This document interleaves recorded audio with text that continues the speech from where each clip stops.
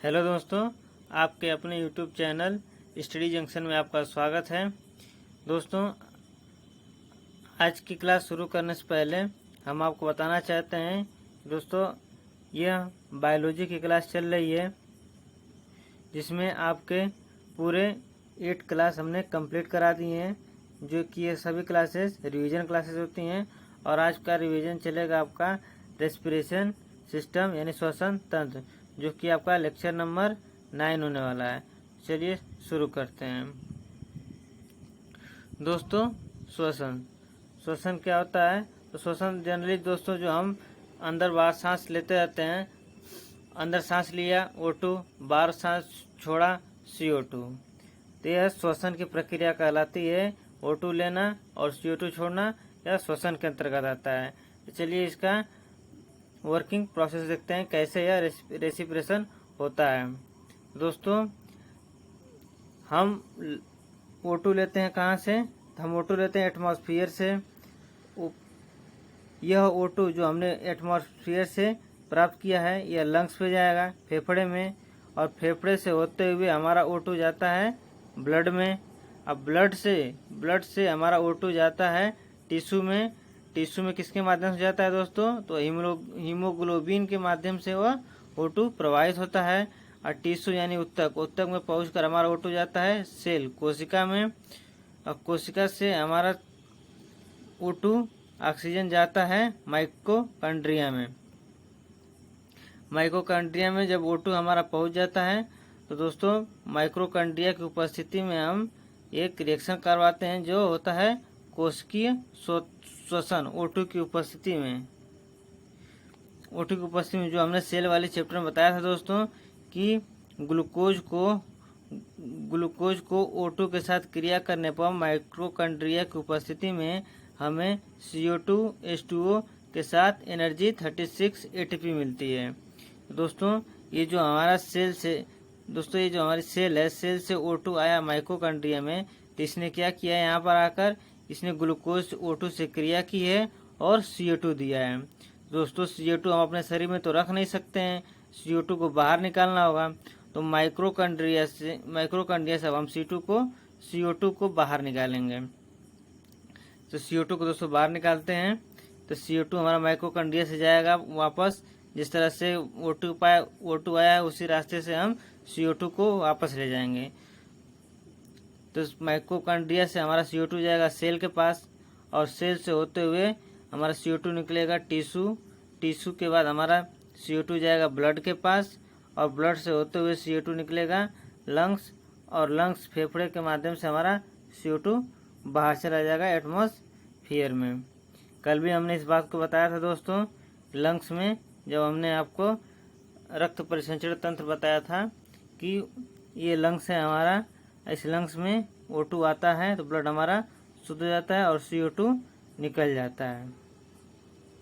Next देखते हैं दोस्तों, जो हमारा एटमॉस्फेयर वातावरण है, तो वातावरण से O2 आता है लंग्स में, और लंग्स से CO2 जाता है एटमॉस्फेयर में। तो O2 आता है वातावरण से लंग्स में, और लंग्स से CO2 निकल जाता है वातावरण में। इस क्रिया को हम क्या कहते हैं? ब्रीथिंग कहते हैं। तो दोस्तों, ब्रीथिंग क्या कहलाती है? तो ब्रीथिंग कहलाती है कि जब हम अपने लंग्स में O2 ग्रहण करते हैं और लंग्स से CO2 रिलीव करते हैं, तो यह क्रिया कहलाती है ब्रीथिंग। नेक्स्ट देखते हैं दोस्तों कि अब O2 जब हमारा लंग्स में आ चुका है, फेफड़े में आ चुका है, और यह फेफड़े से O2 ब्लड में जाता है, और ब्लड से CO2 हमारा लंग्स में जाता है।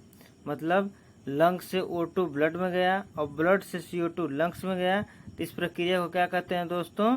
तो गैसीय विनिमय कहते हैं। गैसीय विनिमय क्यों कहते हैं दोस्तों?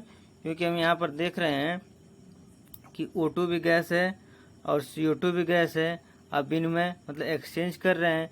लंग्स O2 दे रहा है ब्लड को, और ब्लड क्या कर रहा है? CO2 दे रहा है लंग्स को। मतलब ये O2 लेकर CO2 दे रहा है, तो एक्सचेंज कर रहे हैं। तो यहाँ पर क्या हो रहा है दोस्तों? गैसीय विनिमय होता है। तो लंग्स से O2 गया ब्लड में, अब ब्लड से CO2 गया लंग्स में, तो यह क्रिया गैसीय विनिमय कहलाती है। नेक्स्ट देखते हैं दोस्तों, ये जो हमारा O2 है ब्लड से होते हुए टिश्यू, ब्लड से होते हुए टिश्यू, और टिश्यू से होते हुए सेल में गया, और वहीं यहाँ से सेल से CO2 निकला और टिश्यू के पास गया, टिश्यू से निकल कर ब्लड में गया, और यह प्रक्रिया क्या कहलाएगी? गैसीय परिवहन। गैसीय परिवहन। गैस इसलिए कि O2 और CO2 दोनों गैसीय हैं, इसलिए गैसीय परिवहन। नेक्स्ट देखते हैं दोस्तों, गैसीय कोशिकीय श्वसन। कोशिकीय श्वसन क्या होता है दोस्तों? हम आप पहले बता चुके हैं कि जो ग्लूकोज की क्रिया होती है O2 की उपस्थिति में, जो ग्लूकोज की क्रिया होती है O2 के साथ माइटोकॉन्ड्रिया की उपस्थिति में और 36 ATP एनर्जी प्रोवाइड करती है, यह क्रिया कोशिकीय श्वसन कहलाती है। कोशिकीय श्वसन कहलाती है। अब देखते हैं दोस्तों कि श्वसन में कितने स्टेज होते हैं। दो श्वसन में अभी हम पढ़े श्वसन में 4 स्टेज होते हैं। कौन कौन से? तो होते हैं ब्रीथिंग, गैसीय विनिमय, गैसीय परिवहन और कोशिकीय श्वसन। एक क्रम से देखते हैं दोस्तों। पहला है ब्रीथिंग, दूसरा गैसीय विनिमय, तीसरा गैसीय परिवहन और चौथा कोशिकीय श्वसन। दोस्तों अक्सर हमसे एग्जाम में पूछा जाता है कि वह कौन सा श्वसन है जो वायु श्वसन के अंतर्गत आता है। तो दोस्तों अब हम ऊपरी के 3 याद रखेंगे कि ये तीनों जो हैं यह वायु श्वसन के अंतर्गत आते हैं। ब्रीथिंग, गैसीय विनिमय और गैसीय परिवहन, ये वायु श्वसन के अंतर्गत आते हैं। और आंतरिक श्वसन के अंतर्गत कौन आता है? तो आंतरिक श्वसन के अंतर्गत हमारा कोशिकीय श्वसन आता है। दोस्तों ये हमारा फेफड़ा है, फेफड़ा, लंग्स। दोस्तों आप यहाँ ध्यान दे रहे होंगे, जो हमारा ये पार्ट बना हुआ है इसे हम डायाफ्राम कहते हैं। डायाफ्राम के माध्यम से ही हम श्वसन को लेते हैं, मतलब ऑक्सीजन को लेते हैं और CO2 को छोड़ते हैं। इसको नीचे देखते हैं दोस्तों। इसमें फर्स्ट हम पहले शुरू करते हैं ब्रीथिंग से। मतलब ब्रीथिंग क्या होता है? तो ब्रीथिंग जनरली दोस्तों होता है सांस लेना और सांस को छोड़ना। सांस लेना क्या होता है? मतलब सांस जब आप लेंगे, देखिए आप एक बार आप सांस लेकर फील कीजिए, जब आप सांस को अधिक मात्रा अपने शरीर में ले लेंगे ना, तो आपकी जो छाती होगी, चेस्ट होगा, पूरा फूल जाएगा यानी आकार बढ़ जाएगा। आकार बढ़ जाएगा इसमें, उस समय उसका आयतन भी बढ़ जाएगा। उस स्थिति में क्या होगा कि जो आपका लंग्स रहेगा, वेट अ मिनट, हाँ दोस्तों, उस समय आपका लंग्स रहेगा, आकार बढ़ जाने का आप ध्यान देंगे कि जो हमारा लंग्स ऐसे कभी डायाफ्राम हुआ करता था, अब वो ऐसे ना होकर अभी नॉर्मली ऐसे फ्लैट हो गया है, और ये डायाफ्राम होता है वो सरक कर नीचे आ जाता है। क्यों दोस्तों? क्योंकि हमारा आयतन बढ़ रहा है। और जब आयतन कब बढ़ेगा? जब यहाँ से एरिया हटेगी, तभी तो आप इस माध्यम समझ सकते हैं कि आयतन, ये डायाफ्राम के हटने से हमारा ये फेफड़े का आकार और आयतन बढ़ जा रहा है। डायाफ्राम की गति नीचे की ओर चपटी हो जाती है। कब? जब हम लंबी सांस लेते हैं। दोस्तों अब देखते हैं जब हम सांस छोड़ते हैं। दोस्तों जब आप सांस छोड़ेंगे देखेंगे दोस्तों आपका आकार एकदम कम हो जाएगा, ढीला हो जाएगा। डायफ्राम की गति ऊपर की ओर उठ जाएगी। मतलब डायफ्राम की जो पूर्व स्टेज होता है, वह डायफ्राम जो नीचे यहाँ पर नीचे आया हुआ था, ये अपनी पूर्व अवस्था में ऊपर की ओर चला जाता है। नेक्स्ट देखते हैं दोस्तों जो हम सामान्य माना होता है, स्वस्थ माना होता है, वह ब्रीथिंग के दौरान एक बार ब्रीथिंग में वह 500 ml हवा ग्रहण कर सकता है, हवा को अंदर ले सकता है। दोस्तों वही सामान्य व्यक्ति 1 मिनट में कितनी बार ब्रीथिंग करता है? तो 1 मिनट में वह 12 से 16 बार ब्रीथिंग सामान्य मानव कर सकता है। नेक्स्ट देखते हैं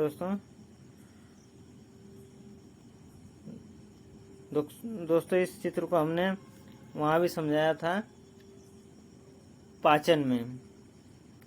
फिर दोबारा देखते हैं दोस्तों, ये माउथ है और माउथ से हम भोजन लेते हैं। और ये कौन सी नली है दोस्तों? कौन सी नली है? ये हमारा है ग्रास नली। और ये नोज है, नोज से हमारा सांस लेते हैं और इसमें चली जाती है। और ये कौन सी नली है दोस्तों? ये नली होती है हमारी श्वास नली, जिसे ट्रेकिया कहते हैं।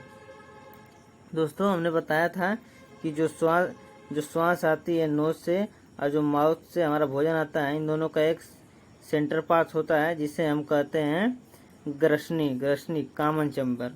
कॉमन चैम्बर वो होता है जहाँ पर श्वास नली और ग्रसन नली आपस में एक जगह मिल जाती हैं। नेक्स्ट देखते हैं दोस्तों।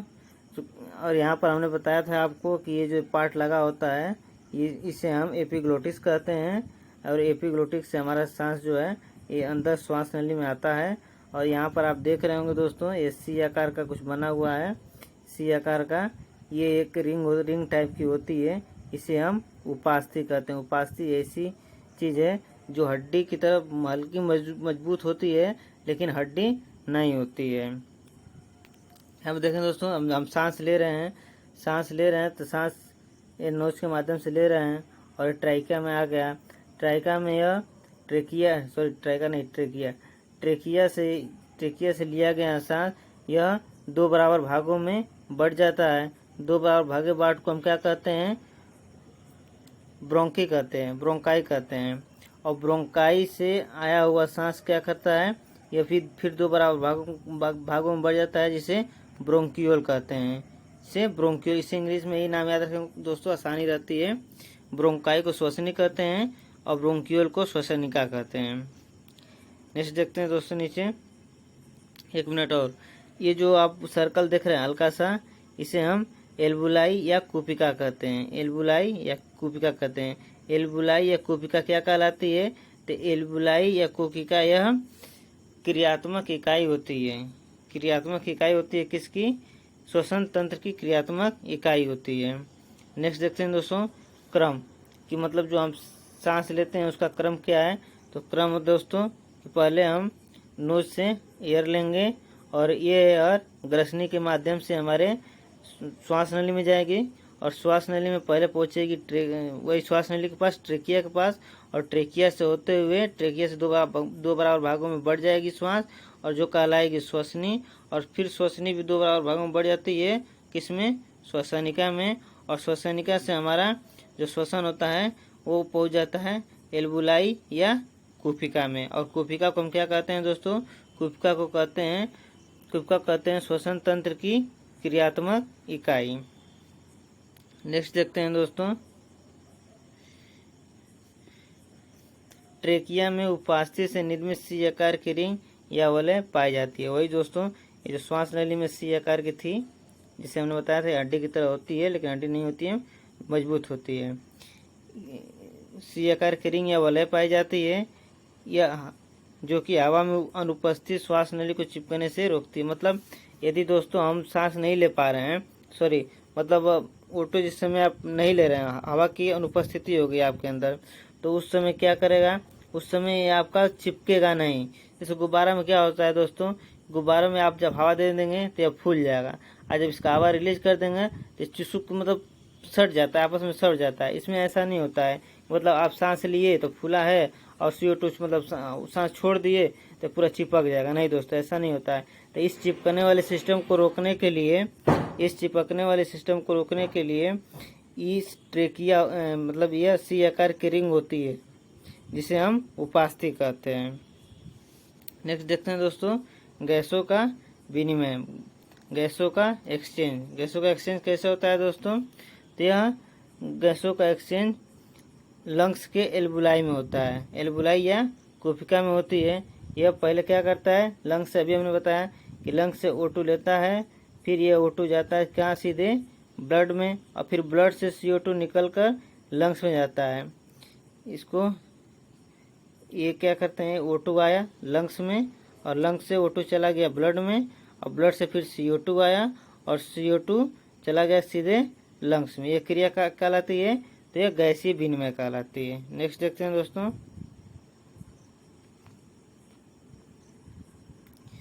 श्वास लेना श्वास छोड़ना। दोस्तों ये हमारा शरीर, हम श्वास ले रहे हैं, ये हमारा शरीर है, ठीक। हम सांस ले रहे हैं तो सांस लेने के दौरान दोस्तों हमारे शरीर में क्या जाता है? तो नाइट्रोजन जाता है 78%, ऑक्सीजन आता है 21% और CO2 कार्बन डाइऑक्साइड 0.03% जाता है। दोस्तों हम सांस लेते हैं तो केवल O2 ही नहीं लेते हैं। कुछ लोग समझते हैं कि हम लोग केवल ऑक्सीजन ही लेते हैं, नहीं, हमारे पास हमारे नाक में कोई क्या कहते हैं फिल्टर नहीं लगा हुआ है कि हम केवल O2 ले लेंगे और अन्य को त्याग देंगे। नहीं भाई तुम जाओ, हमको तुम्हारी ज़रूरत नहीं है, ऐसा नहीं होता है। तो हम श्वास के दौरान क्या लेते हैं, N2 लेते हैं 78%, O2 लेते हैं 21% और CO2 लेते हैं 0.03%। और श्वास जब हम छोड़ते हैं तो उससे हमारे शरीर से क्या बाहर निकलता है दोस्तों, नाइट्रोजन 78% हमारा बाहर निकल जाता है। मतलब क्या कि जितना हम नाइट्रोजन ग्रहण किए थे उतना ही हम छोड़ भी दिए हैं। मतलब हमारे शरीर में नाइट्रोजन का कुछ भी वर्क नहीं है, कोई भी काम नहीं है। और O2 हम 16% छोड़ देते हैं। 16% देख रहे हैं दोस्तों, O2 में 5% की कमी हो रही है। 5% की कमी हो रही है। यह 5% आखिर क्या हुआ दोस्तों, 5% हमारा किए गए वर्किंग प्रोसेस में चला गया। मतलब आप कोई भी टॉयलेट करते हैं या फिर कोई मेहनत करते हैं, खाना खाते हैं, कहीं घूमने चले गए टहलने, मतलब हमारे शरीर जो क्रिया करती है तो उसमें हमारा O2 जो है वो खर्च हो जाता है, जिससे हमारा 5% खर्च हो जाता है और 16% रिलीव हो जाता है। और CO2 में क्या होता है, CO2 में वृद्धि हो जाती है। मतलब CO2 तो हम 0.03% ही लेते हैं, लेकिन हम निकालते कितना है तो 4% निकाल देते हैं। नेक्स्ट देखते हैं दोस्तों, गैसों का परिवहन। तो गैस देख रहे हैं दोस्तों, दो ही हैं, O2 और CO2। तो जो हमारा O2 होता है, O2 इस O2 का परिवहन 98% हीमोग्लोबिन के माध्यम से होता है। और CO2 का परिवहन किससे होता है, तो CO2 का परिवहन बाइकार्बोनेट से 70% होता है। इसको याद रखेंगे। एक नोट है दोस्तों, ये हीमोग्लोबिन है और हीमोग्लोबिन के पास O2 है और CO2 है। आप इसको याद रखेंगे दोस्तों कैसे, कि मान लीजिए ये HB मतलब हीमोग्लोबिन न होकर ये रसगुल्ला है और ये उसकी पत्नी है और उसकी पड़ोसन है। तो दोस्तों रसगुल्ला किसके पास जाएगा, तो रसगुल्ला जाएगा पड़ोसन के पास। और दोस्तों जैसे रसगुल्ला पड़ोसन के पास जाएगा तो उसको दम घुटने से उसकी मृत्यु हो जाएगी। क्यों, क्योंकि ये जो हीमोग्लोबिन है, हीमोग्लोबिन किसके पास गया, CO के पास, और CO क्या बना लिया, कार्बोक्सी हीमोग्लोबिन। और यह क्या है, यह दम घोटू गैस है। तो इसलिए पड़ोसन के पास नहीं जाना चाहिए, क्योंकि पड़ोसन क्या है, दम घोटू गैस है। इस तरह से आप इसको याद रखेंगे कि जो हीमोग्लोबिन है, हीमोग्लोबिन को कार्बन मोनोऑक्साइड के पास नहीं जाना चाहिए, क्योंकि यह दम घोटू गैस है। एक बात और ध्यान रखिए, हीमोग्लोबिन यदि कार्बन मोनोऑक्साइड को लेने लगा तो यह O2 को नहीं ले पाएगा, इसको त्याग कर देगा। मतलब त्याग क्या करेगा, वो ले ही नहीं पाएगा उसको। इसकी मात्रा CO2 कितनी बढ़ने लगती है तेजी से कि इससे दम घुटने लगता है, O2 ग्रहण नहीं कर पाता हीमोग्लोबिन। ठीक है दोस्तों, नेक्स्ट देखते हैं कोशिकीय श्वसन। लास्ट टॉपिक है कोशिकीय श्वसन। कोशिकीय श्वसन कैसा मतलब श्वसन है, तो यह आंतरिक श्वसन है। और ऊपर के हमने जो भी 3 श्वसन बताए हैं, ब्रीथिंग, गैसीय विनिमय और गैसीय परिवहन, वो थे बाह्य श्वसन, और ये है आंतरिक श्वसन। आंतरिक श्वसन देखते हैं दोस्तों। आंतरिक श्वसन में हमारा ग्लूकोज है, ग्लूकोज पहले टूट जाता है किसमें, पायरुविक अम्ल में। और ये जो क्रिया होती है पायरुविक अम्ल, यह बिना O2 की होती है। मतलब यहाँ O2 रहित होता है, मतलब यहाँ O2 उपस्थित नहीं होता है। तो कोई भी ग्लूकोज होता है वो सबसे पहले पायरुविक अम्ल में टूट जाता है प्लस 2 ATP एनर्जी के साथ।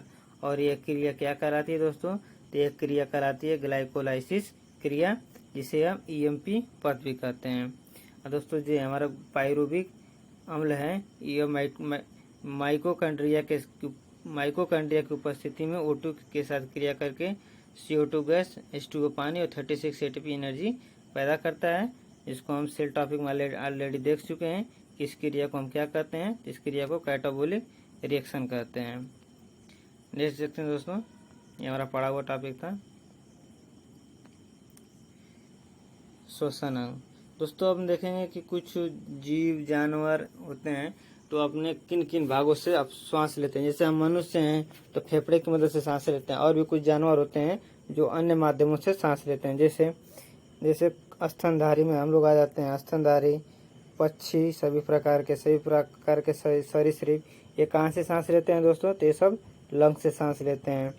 अमीबा, यूग्लिना, ये दोस्तों कहाँ से सांस लेते हैं, तो दोस्तों ये लोग अपने बॉडी सरफेस में, बॉडी के सतह से सांस लेते हैं। केंचुआ के पास केवल स्किन होता है दोस्तों, तो ये केवल अपने स्किन से सांस लेता है। काकरोच और तिलचट्टा और कीट किससे सांस लेते हैं? तो ये छिद्र से लेते हैं। स्पाइरकल होता है दोस्तों, इसको हम बना देते हैं। अभी देखिए ये को काकरोच बना हुआ है,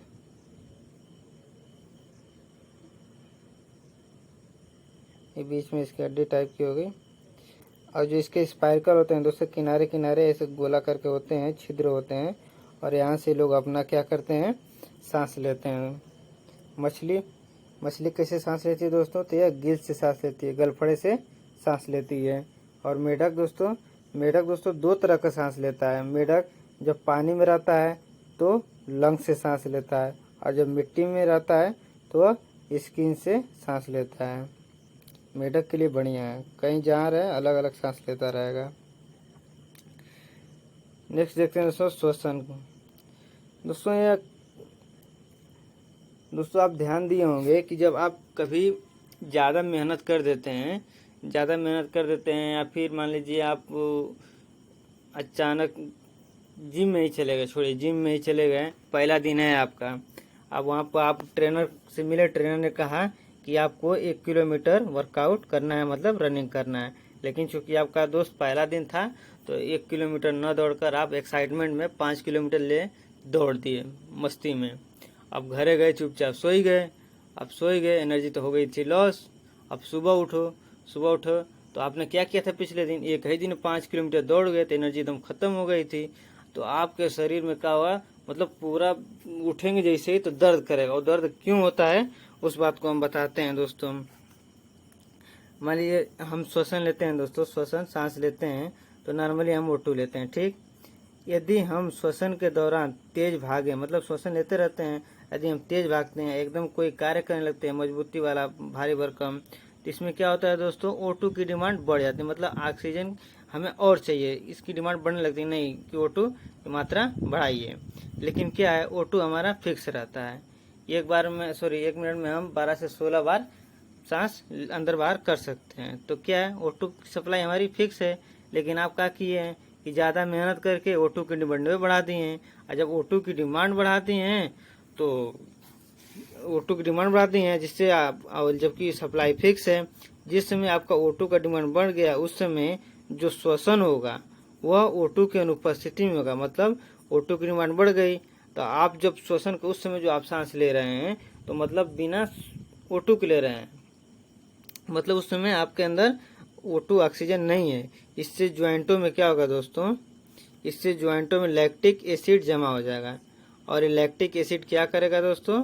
ये ज्वाइंटों में जमा हो जाएगा और लैक्टिक एसिड ये आपके जोड़ों में अकड़न दर्द पैदा करेगा। अकड़न दर्द कैसे पैदा करेगा? जब आप सुबह उठते हैं दोस्तों तो आपका शरीर जो है कि नॉर्मल हो जाता है, लेकिन उस समय जब आप O2 लेते हैं तो ये O2 क्या करता है? इस लैक्टिक एसिड को, मतलब जो बिना वायु की उपस्थिति में आपने मेहनत और सांस किया था तो लैक्टिक एसिड जमा हुआ था, और जो सुबह आप सांस ले रहे हैं तो ये O2 क्या कर रहा है कि इस लैक्टिक एसिड को हटा रहा है। और जिस समय लैक्टिक एसिड को हटा रहा है तो उसी क्रिया में आपका दर्द जोरों से बढ़ने लगता है, यानी दर्द करने लगता है।